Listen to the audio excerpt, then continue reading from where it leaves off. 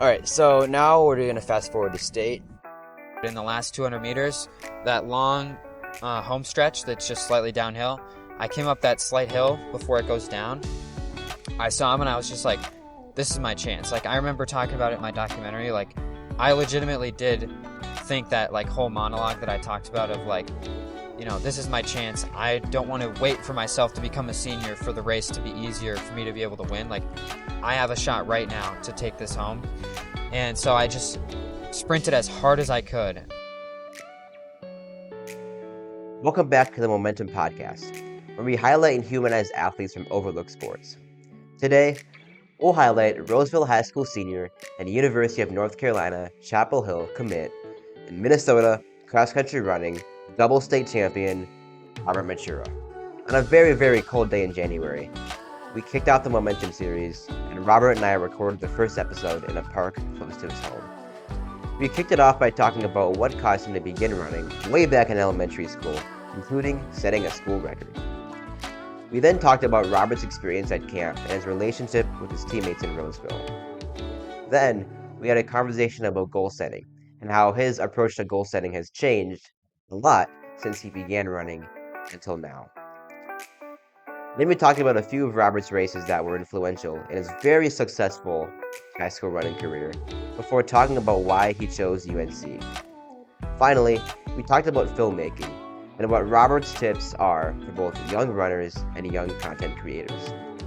This was so much fun to record, and I think this episode definitely gives this series an initial boost of momentum.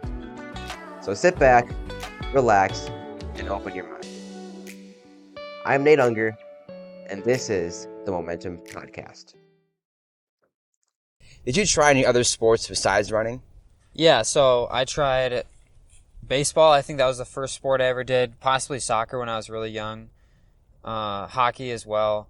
I played those for, at least 5 to 6 years. And it wasn't until like 5th or 6th grade that I really landed on running. I think a lot of people don't land on it until 7th, maybe 9th grade when their high school sport starts, simply because it's not as popular as other sports. So their parents kind of just push them to do the traditional ones. But yeah, eventually I found running and dropped the other sports. So who would you say influenced your decision to start running instead of doing all these other sports? So where it all started would be with my dad. He didn't run in high school, neither of my parents did. But later in life, just as a dad trying to stay in shape, he would go on jogs. And I eventually got to the age where it would have been acceptable, because when you're 5, you're probably not going to go for a run with your dad. But when I was 10, I probably went for my first run. I don't know the exact age, and it was difficult, and I have learned so much stuff since then, but at the time it was fun enough for me. And then found out that I was pretty decent at it, and then also got connected through my elementary school, who has a little cross-country race, and set the school record there. So that's where I got my start. So if I go to your elementary school, there'll be school records on the... I don't even think they have it written anywhere, but if you ask the gym teacher, he knows. The gym teacher. Yep. Ours does too, the guy who won state junior year in the 100 meters. He set the school record in the 100 meters at my elementary school. Cool. So if you go there, it's 13-second 100. It's a school record. That's funny. Do you have a favorite running memory in elementary or middle school? Probably the best memory would be the 6th grade cross-country meet, where we do it in 5th and 6th grade. All the 5th and 6th graders are combined. And in 5th grade, I won it, and I ran 2:39 it's just short of 800. The record was 2:33 for something that was just short of 800 meters.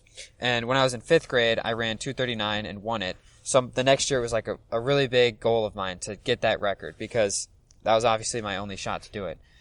And I remember the day before the race, I went to the school with my friend. I really didn't know much about running at the time, and I ran the whole course as fast as I could. And I think I ran it a little bit short, and I ran 2:26 or something.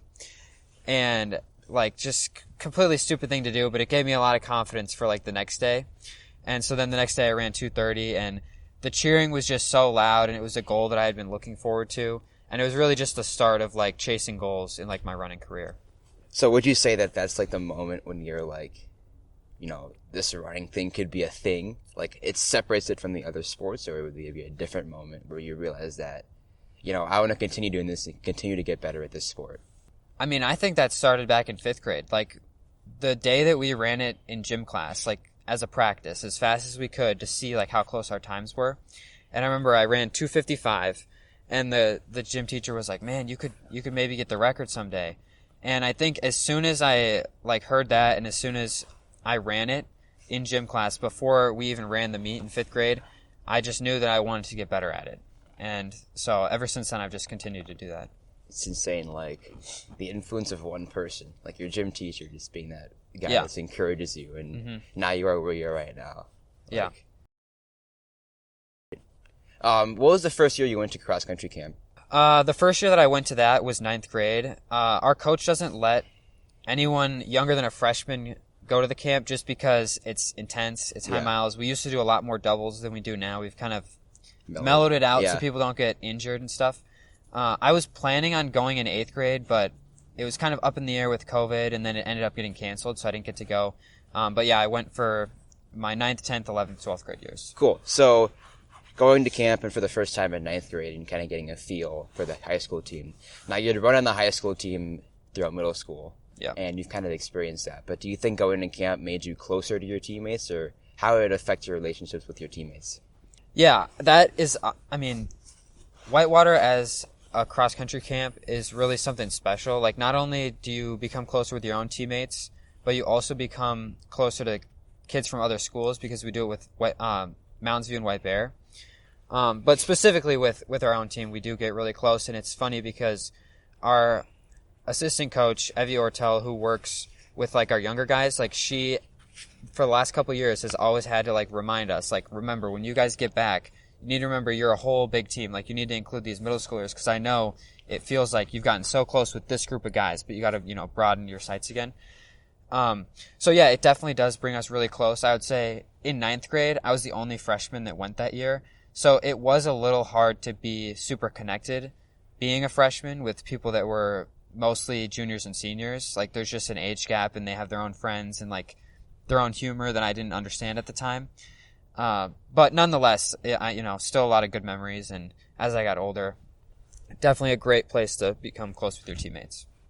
Yeah, like, looking into, I mean, you had the skills to run with the guys that were older than you. But it was a social barrier that was difficult back in the day, because it was like, oh, they're making all these jokes that I don't get. Like, I've been here for 2 months. Like, what are you talking about? But yeah, it's cold outside, so I got some sniffles on the podcast today. Yeah, we're doing this outside in Vadnais Sucker Lake Park, so because I'm not rich enough to own a studio yet, so maybe someday. How does the camp environment balance, like, hard workouts and just working your butt off at camp with having fun and building relationships on the team? Well, I think it does that through sports. We do runs every day. We double one day now. We used to double, I think, 2 days out of the 5 days we were there.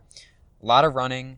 But then in the off time, we're either eating a lot of food, resting, playing spike ball, or playing sports for, like, competition. Like, we have 2 teams. Like, we pick teams on the first day, and then for the rest of the 5 days, we're playing different sports, like bowling, football usually, softball. I can't even think of the other ones right now, but just a lot of different sports. And so that is definitely where the fun comes in, because yes, running is fun and you get to, like, talk to people while you do it, but there's just something different about playing, like, a team sport where, there's goals involved and just scoring. It just is a different kind of fun. So it's kind of on an even playing field. Like, you're all runners in different skill levels, but we all suck at sports, so. Yeah. All right. How important, coming back to the team just in general, how important is a good team culture to success in running? I don't necessarily have the best insight to, like, what the culture was on our entire high school cross-country team when I was in 7th grade.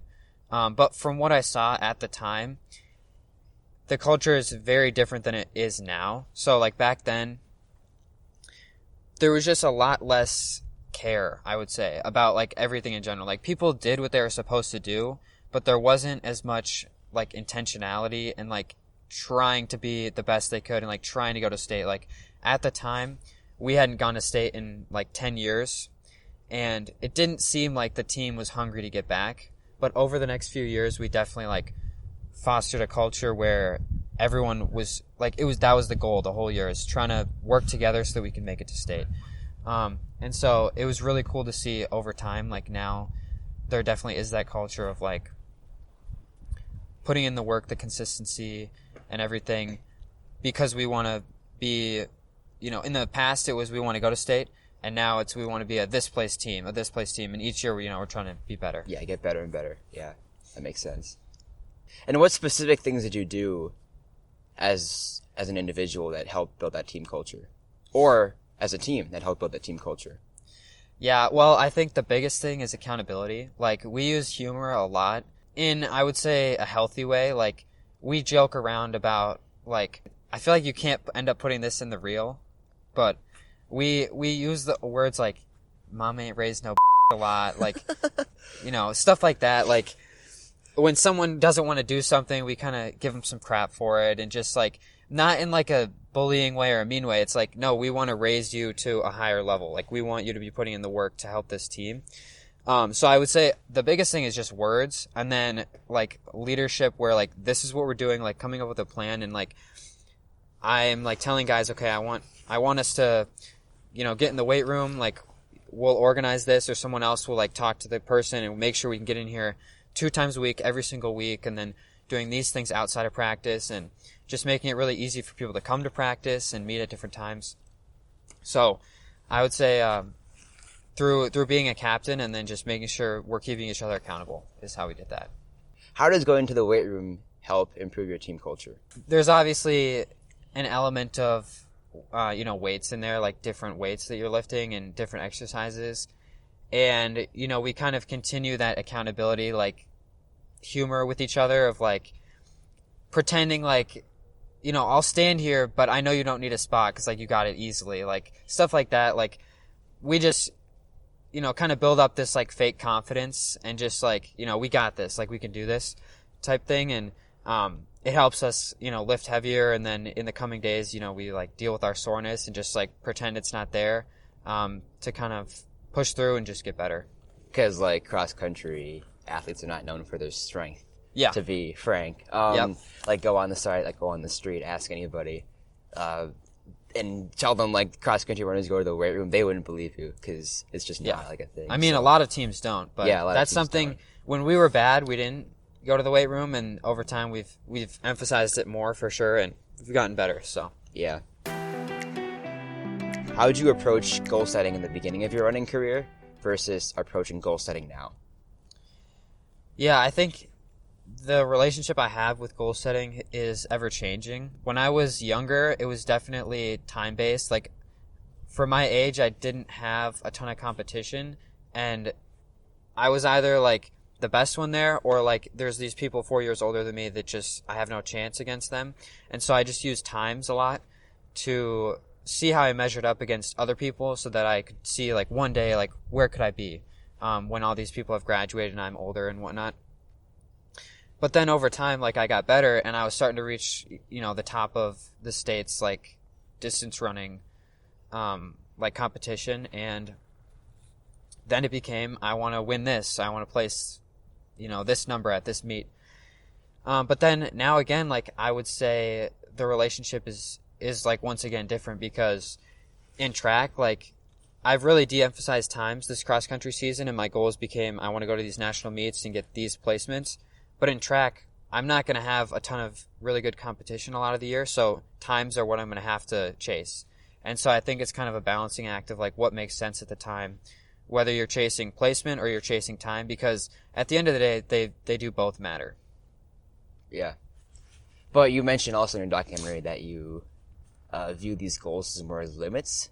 As you've gotten older, could you expand on that a little bit?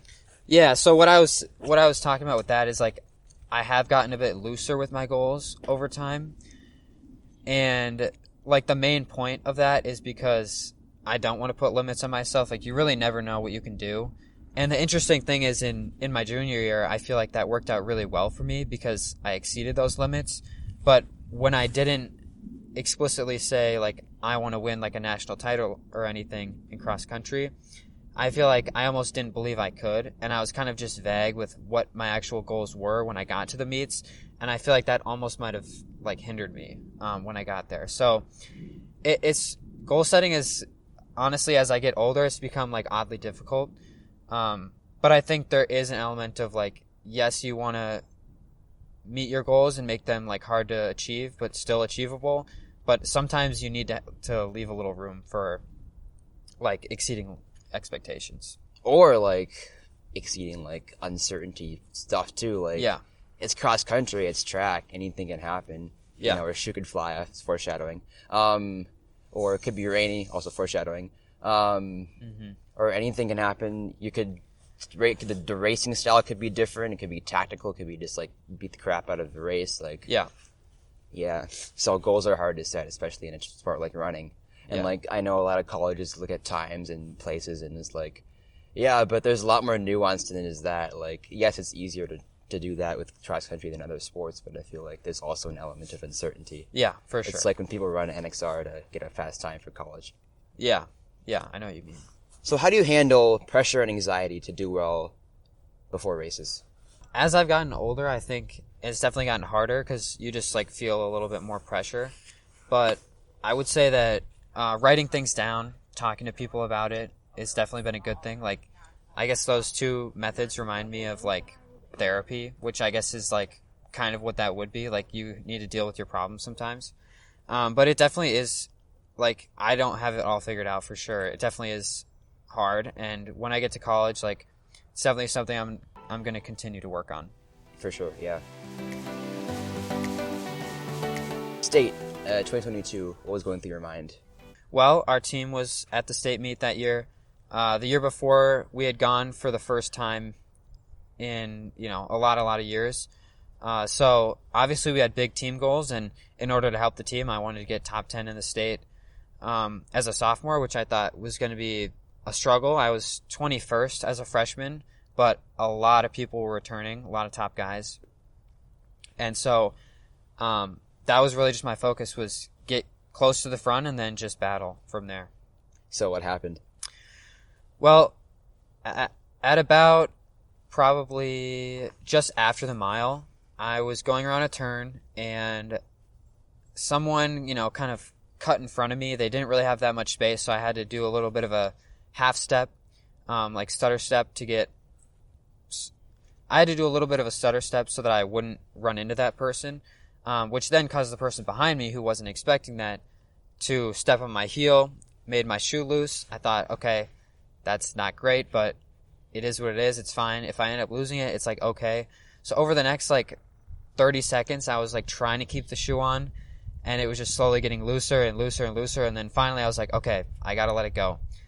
And at that time, I was not thinking about the things that were coming up ahead on the course. And it turned out that in probably 800 meters or something, I was chilling for a little bit with one shoe. It felt fine on grass. And then I hit a gravel patch, and it just was this crazy pain. It just hurt so bad that I couldn't run normally. I had to basically limp through it, putting a lot of pressure on my leg that had the shoe on, and then trying to get off as much of the gravel as I could, but there really wasn't room, and so I was just running on rocks. And so we'd get in the gravel stretch, and I would just lose a bunch of places. And at this point, I was like, oh shoot, I was kind of freaking out. What's going on? Why is he falling back so badly? And I don't know if they saw that I had one shoe. So then we would go back out into the grass. I'd make up a bunch of spots because I could run in the grass and it didn't hurt. And then we went back in the gravel, and then I would lose a bunch of spots again. And so I ended up getting 38th in that race. It was terrible. I just felt really bad. It felt like such a unique situation that just doesn't happen, because I think about that situation happening the next year when the course changed. That was literally the last year of it being at St. Olaf with all that gravel. The next year, it's at Les Bolstad, and that's grass. If that happened at that race, I would have been fine. It's kind of unfortunate, but it was a really, really good learning experience for me. And I just remember, I really don't cry very much, but I cried a lot after that race, just in front of a bunch of people. And I hugged my teammate, and it was just not a good day for me. The next week, fortunately, like I had a really good race and came back from it good, and from there I've gotten better and better. But it was a really rough day. Yeah, how did your teammates support you during these times? Yeah, I mean, they didn't obviously know what was happening in the race because our number 3 guy was still behind me. He'd never passed me, and our guy who's usually our number 2 guy just never saw me again. Like he assumed I just fell off or something. And so in the middle of the race, they had no idea what was going on, and we ended up getting 10th still. But after the race, obviously, people figured out what happened, and they were super supportive, like telling me like how hard of a thing that was to do, to like not give up and still help our team. And obviously, like I said, I gave my teammate a few hugs, and so definitely felt a lot of support from that, but it was still really tough. So now we're on to next year. Okay, so now we're going to fast forward a little bit to GRIAC of 2023, so your junior year.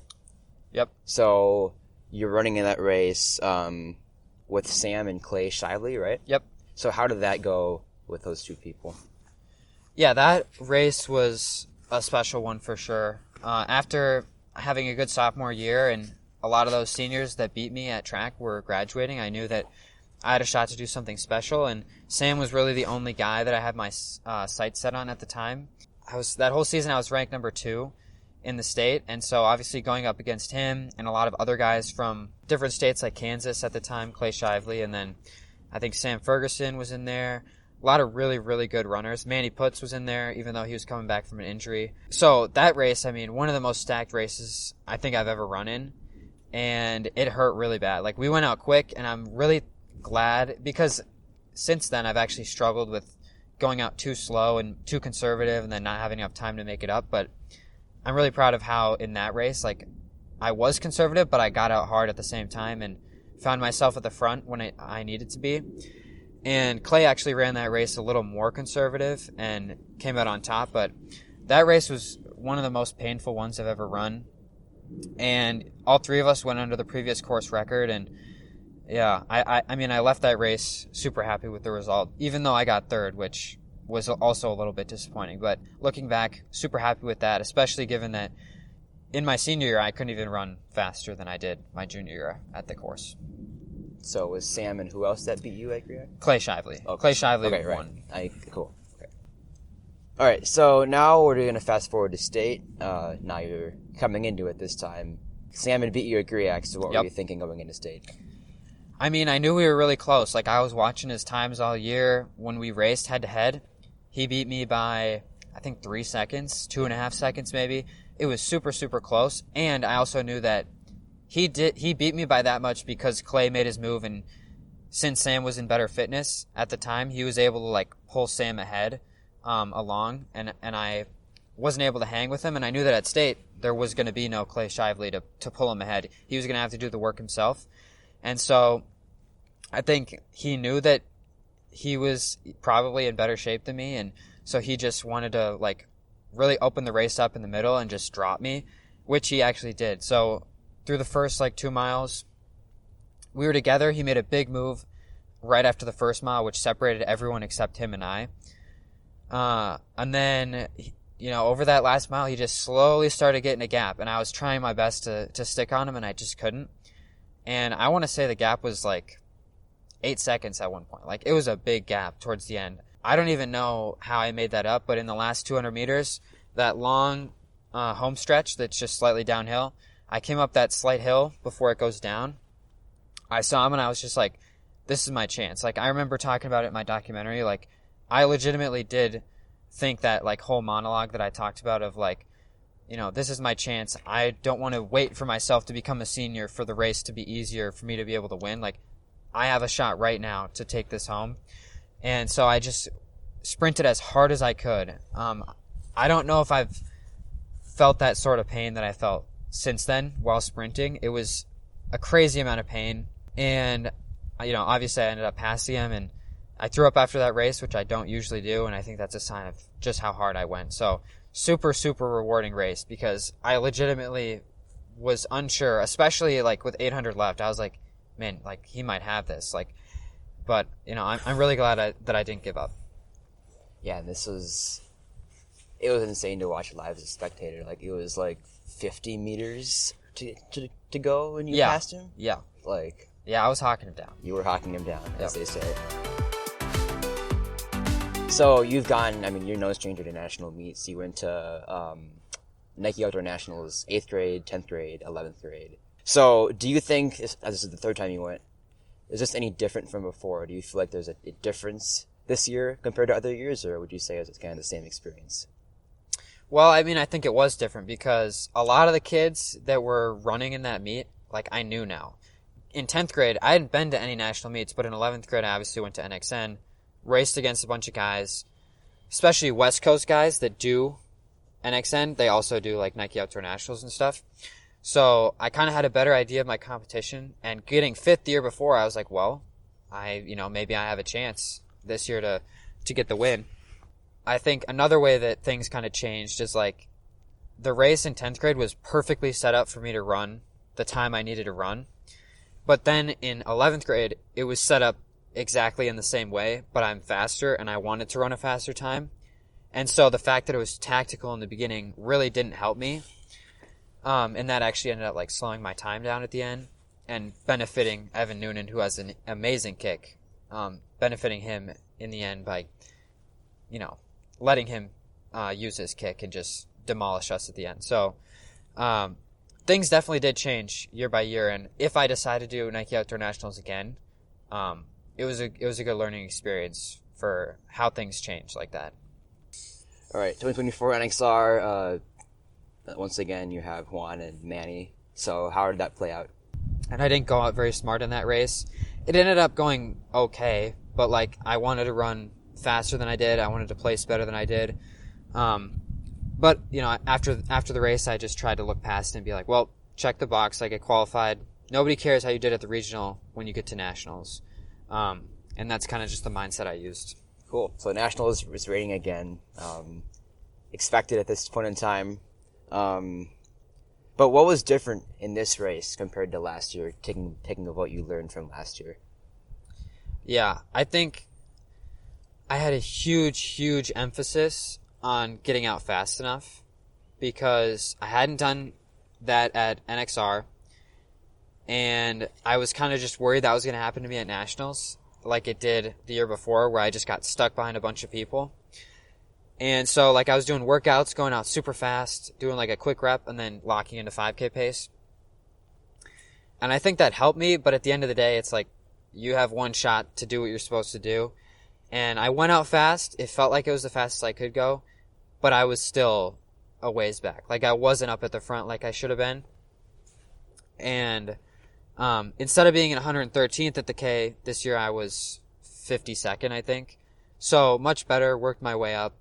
But I think by the time I got to reeling in the lead pack, it had just been too late, and they started making moves, and they kind of ran away from me at that point. So I learned, again, that I just need to go out harder, which, it was a step in the right direction because I did learn from the year before, okay, I need to be in a better spot at the K. And then this year I learned, okay, I need to be in an even better spot at the K if I want to be where I want to be by the end of the race. Yeah, and how did the race go result-wise? Yeah, so I ended up getting 10th. The best position I think I was ever in was 7th, maybe.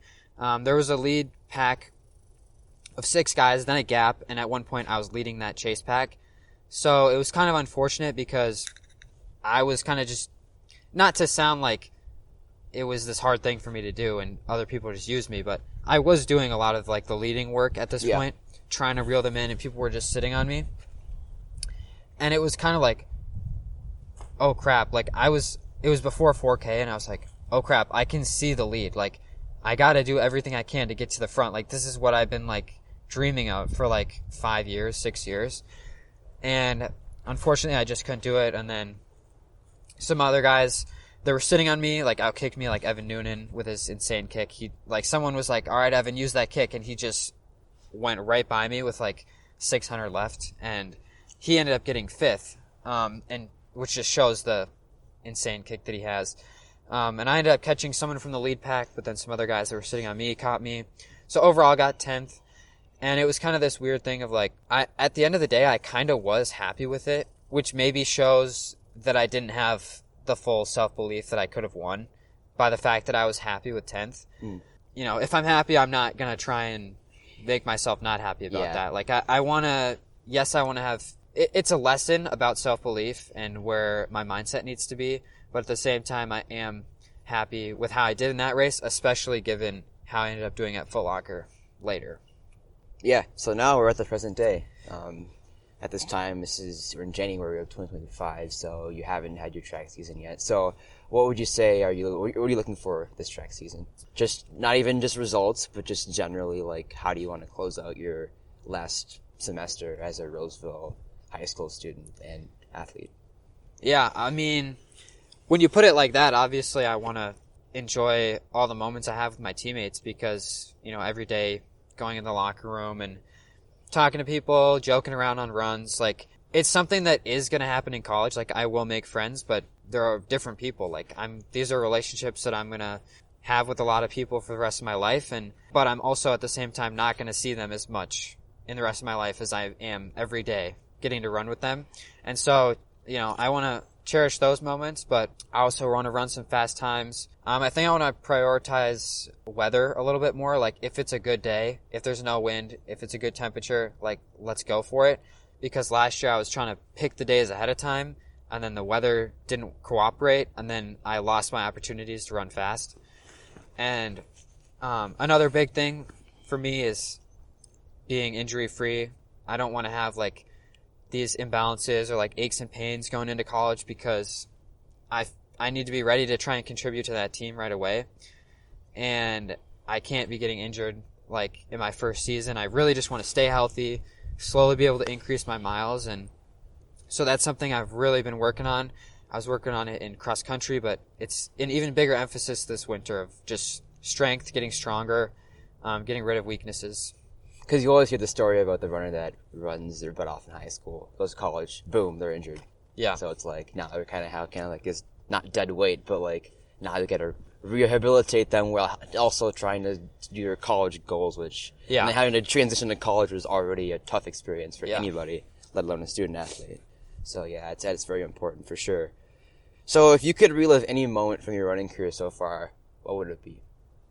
I would want to relive winning Hamlin my 10th grade year because, you know, obviously no one else from like my team or like the distance guys qualified. So they were all there, you know, right by the start line, like on that first curve, cheering for me throughout the race, supporting me. And so,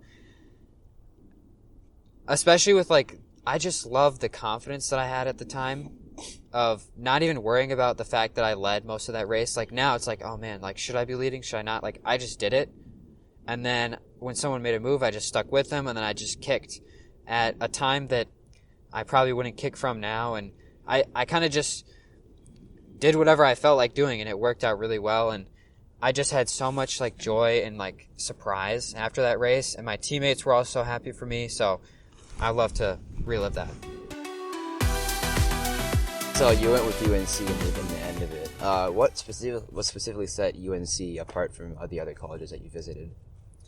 I think just the coaching. Like I was confident that those coaches really care about making people successful, which sounds like something that all coaches are, but just the way they talked and the things they said, it really just felt like they cared so much about my success and like helping their team, which will now be my team, be super successful, which I didn't really get that vibe from the other schools, honestly. They were just kind of more chill and laid back, but I kind of liked the intensity. And lastly, for college, what is your general impression on college running like? Do you think you're going to have like a huge shift compared to high school? Or how do you think you're going to react to this change in college? Or will you just like go through it, just like do it the same though you did in high school? I mean, I hope I fit into the system well. You really never know. It seems like very different, and obviously I'm going to have so much more competition. I'm not going to be winning stuff right away. Like, there's almost no chance. Like, I just have to be ready to do my best and still lose by a lot to a lot of really good people. So I think that is definitely going to be a big shift. When you make a film, what step in the process gives you the most satisfaction? Would you say like filming it or editing it, or like when you upload it and you kind of finally get to see the result or the support that you get? I think it's either editing it or uploading it, because with editing, you get to take it from something that is not pretty, like it's just you have to make the vision yourself, like what you have in your mind, it doesn't exist until you do it in the editing software. And so to see something look not good and then you can change it and make it the way you want it, and fit smoothly together and whatnot, like I really enjoy that and being like, man, like I like this. Yeah. And then obviously finishing it and being like, wow, this is like a complete work of art now, and then getting that feedback of people like enjoying what you spent all this time on is also super really nice. Rewarding. Yeah. How has your content shifted as you've matured as a person? Well, I think it's gone from I want to make these videos to like become popular. Like I wanted to be like a YouTuber. Like I wanted to be a running YouTuber that got views. But now, like when I've gotten older, it's kind of just like, well, somehow along the lines I found that I want to make documentaries. Like I find that more interesting than like a vlog or like a tips video or whatever. And then trying to like fit like serious stuff with like more personality and like humor and stuff. And yeah, so over time, that's kind of how it's changed. What do you think makes a good story? I think, well, there's a few things, but one is either something unique, like that you haven't heard about before, or something where you don't know like what's going to happen, or there's like unexpected things along the way, and like someone has to like deal with something difficult. I think those things make it interesting, and then sprinkling in a good way to tell that story with humor, I think, is what makes it interesting. For sure, yeah. Are there any life lessons that you seek to impart to your audience with your documentaries or your content, or frankly, your experience as a runner? Well, yeah, I think that's kind of how I frame a lot of my documentaries, like junior year, like you were talking about, like the whole not setting limits on myself. Like in the intros of the documentaries, like there are things where I talk about myself, but they can be like extrapolated out to other people in their own lives. So yeah, there's definitely messages in there, just because if I'm making the video about running, it's because, and someone's watching it, they're watching it because they're also a runner and they likely have their own goals and need, ways to look at things, or want maybe some lessons that they can take to help themselves as well. Yeah. Thinking about the running community as a whole, what impact do you want to make with your films? Well, I mean, I think obviously there's an entertainment piece. I want to make people entertained, but I also want to inspire people, because I think it's so interesting that I started making them in 9th grade, and they're public, and you can watch the one from me in 9th grade. And I went from someone who was like pretty good, decent, and then over time you can see the entire build of me throughout high school, where I've won state and gone to nationals, and then now I'm going to a D1 college. Like you can just see the journey, progression, which I think is really interesting, and all the things I learned along the way that helped me get there, which I think can help other people, and they can take lessons out of it. Do you value being well known on the YouTube scene and making the biggest impact you can with your docs, or do you simply like making them for the fun of it and not really care too much about the outcome?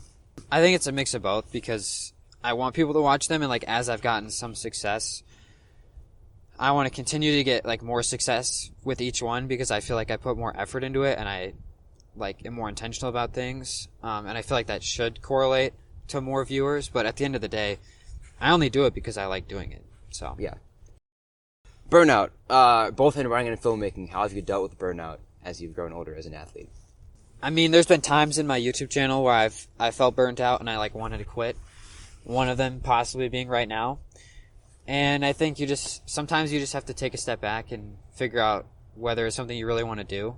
Same with running. Like when I increase mileage, like sometimes I have issues or like my legs are tired or like I have to like deal with things, and you just have to figure out if that's something that you want to deal with. Like, do you care about this enough to go through that? And sometimes you need a break. Sometimes you just need a different way to look at it. Who is a speaker at a running camp or meet or NXN, for example, who inspired you? And what was their general message? Well, going to NXN 2 years, there's a lot of speakers. I've listened to a lot of people talk, and you know, the person that's probably the most fresh in my mind is Cole Hawker, who spoke at NXN this past year. You know, I don't honestly remember a ton of the things he said, but he did talk about kind of being overlooked a little bit, like when everyone was focusing on Josh Kerr and Jakob Ingebrigtsen, and just that whole like he made himself feel like the underdog. And I think the way that he was able to frame his own journey to make it like to help himself get to where he wanted to go, if that makes sense, by using the fact that they're getting all this attention and like he's kind of being overlooked to just motivate himself to like accomplish his goals. Yeah. What misconceptions are out there about running that you have picked up from other people?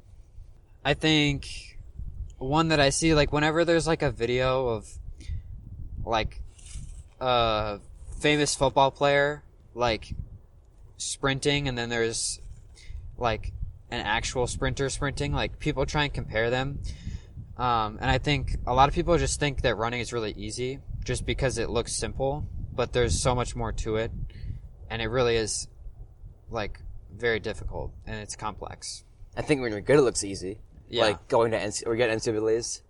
Yeah. Yeah. So like watching or like Graham Blanks and honestly everybody there, they're just like gliding through the course and 10K. It's like it looks so easy when they go so fast, and it's like like I'm sure some guy who's like anyone could be there. You're like, oh, I could do that too. I could run that fast, and it's like, no, it's you not that can't. simple. Yeah. They've trained for decades at this point. Yep. What are your general impressions on runners as people? Well, runners are mostly known, I feel like, for their good grades. Like, there are a lot of academic people, which school isn't everything, but I think that's a good sign. If someone can do well in school, they're probably a pretty intelligent person, and they know how to treat people the right way. And I think, for the most part, obviously everyone's different, but generally speaking, very kind group of people. Very kind people. Even just interacting with, like, I guess, fans of my running or, like, fans of the channel, there just feels like there's so little unsportsmanlike stuff. There's so much sportsmanship in this sport, so much kindness, like helping people cross the finish line is like kind of become this cliche thing of like, which no one really does anymore because you'll get disqualified, but like the heart is there, like people want to help and do that. So yeah, I think those are good examples. I mean, it's like, I always see it at that meets, like the way runners treat the competitors is different than in any other sport. Like, yeah, there's never like if I go to a game, like conduct. There's respect all the time. Like if I go to a soccer game and one team plays another, you're not gonna see when they finish each teammate hugging the competitor. It's like it never happens in other sports. In running, it happens all the time.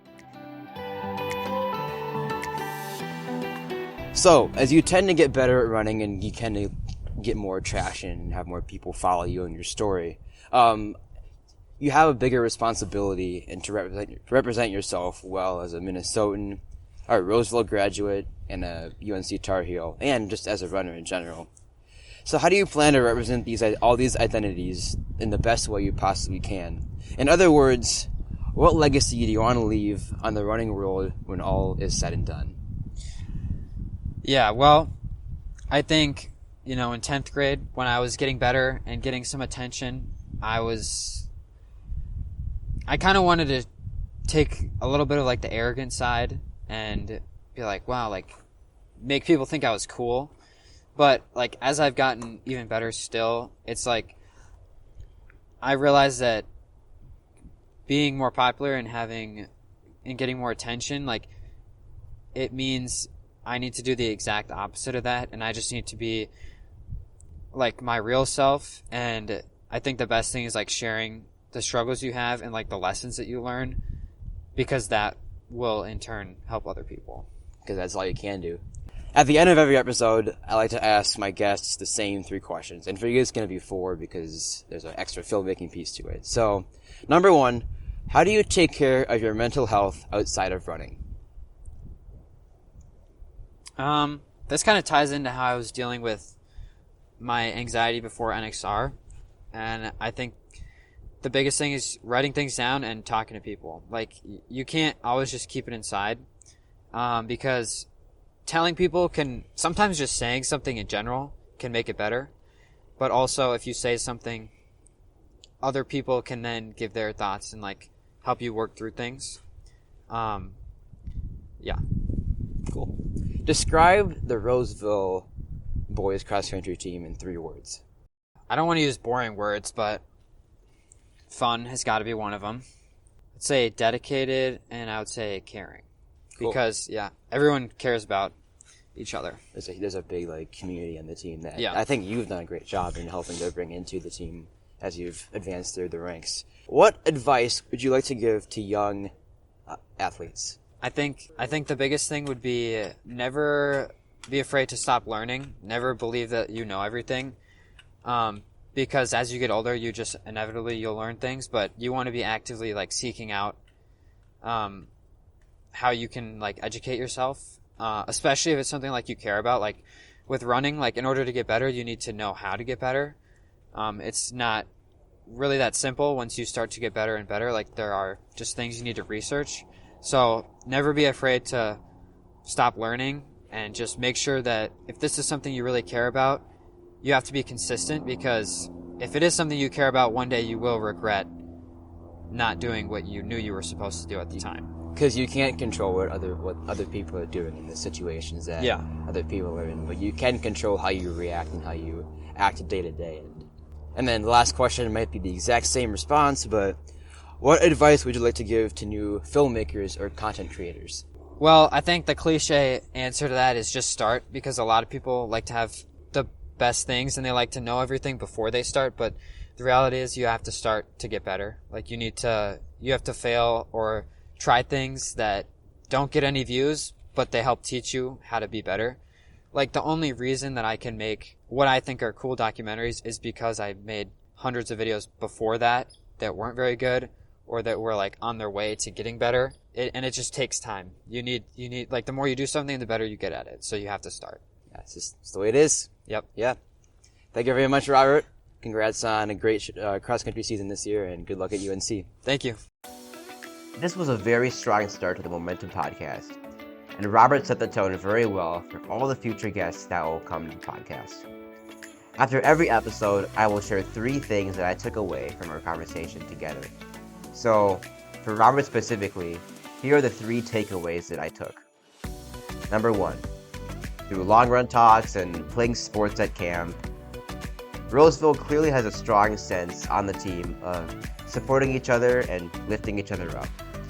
This support helped Robert after his tough race in the 2022 state championship. And it also builds a strong sense of team morale. And today, Roseville is now a cross-country team that regularly makes state. Robert's support from his teammates formed the backbone of Robert's success nationally. And also, nationally. I have no doubt. Coming into next year, I honestly have no doubt that Robert will find the same sense of team morale at UNC.